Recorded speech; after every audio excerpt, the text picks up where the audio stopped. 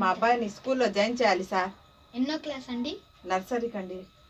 నర్సరీకి అయితే 70,000 ఇద్దండి. 70,000? మా స్కూల్లో స్పెషాలిటీ అంటే ఉండిద్దండి. ఫస్ట్ రోజు రాగానే రెడ్ కార్పెట్ వేసి పూలతో అలంకరించి మా స్కూల్లో తెచ్చుకుంటామండి.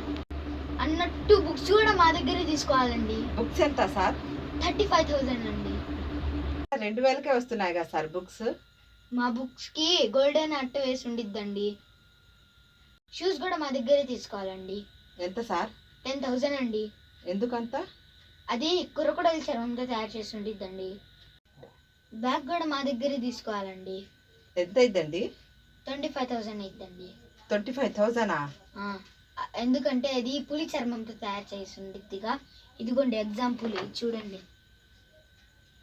పులి చర్మం. భోజనం కూడా మా క్యాంటీన్లోనే చేపించాలనుకుంటే రోజుకి 500 ఇద్దండి. అన్నీ కలిపి 3 lakhs అయిద్దండి.